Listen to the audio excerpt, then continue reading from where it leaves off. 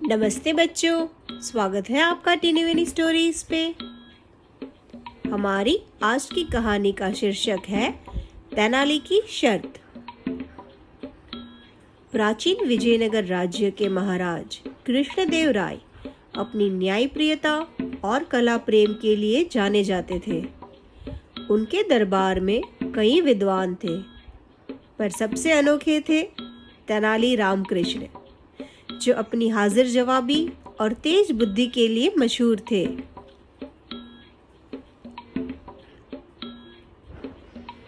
हर अच्छी कहानी में एक विलन होता है, वैसे ही इस कहानी में विलन थे राजगुरु ताताचार्य। राजगुरु को तेनाली की बुद्धिमानी कतई रास नहीं आती थी। जब भी तेनाली किसी मुश्किल को चुटकी में हल कर देता, राजगुरु शिकारी निगाहों से देखते और सोचते, इससे कैसे छुटकारा पाए। राजगुरु ने राजा से झूठ बोलकर बार बार तेनाली के लिए मौत की सजा मांगनी शुरू कर दी। राजा अक्सर गुस्से में सजा सुनाते, पर आखिरी पल में तेनाली की चतुराई सबको चकरा देती और वो बच निकलता। एक दिन तेनाली थक गया। उसने सोचा, यह रोज रोज का खेल बंद होना चाहिए। मुझे ऐसी चाल चलनी होगी कि राजा और राजगुरु दोनों को अपनी गलती का एहसास हो और मौत की धमकी खत्म हो जाए।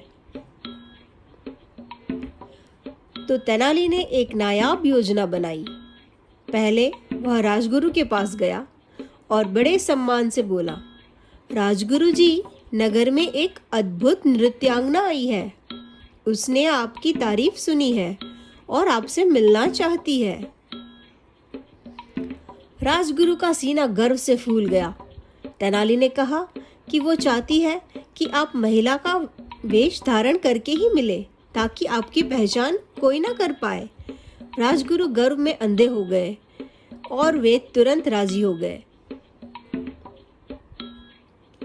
फिर तेनाली राजा के पास गया और वही कहानी राजा को भी सुनाई। राजा को भी नारी वेश में आने को कहा गया और फिर तेनाली ने दोनों को एक सुनसान अंधेरे घर में बुलाया।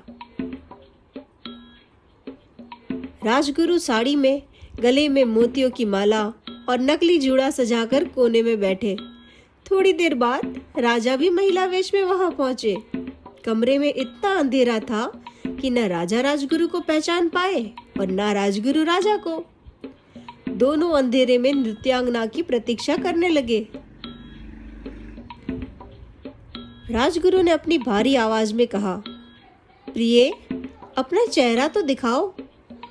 और राजा ने वही भारी मर्दानी आवाज सुनी तो चौंक गए और गुस्सा होकर बोले, राजगुरु, आप यहाँ क्या कर रहे हैं?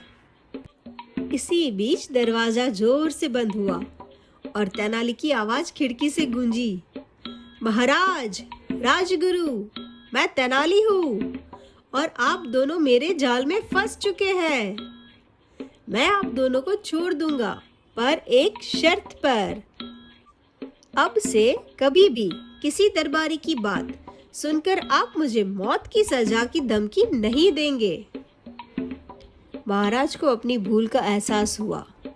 उन्होंने तेनाली की चतुराई की तारीफ की और वादा किया कि ऐसा दोबारा नहीं होगा। राजगुरु ने भी शर्म से मुंह झुका लिया। और इसी तरह तेनाली ने सिर्फ अपनी जान नहीं बचाई, बल्कि राजा को एक अहम सबक भी सिखाया। और यही होती है हमारी आज की कहानी समाप्त। कल मिलेंगे। Please like, share and subscribe. Thank you.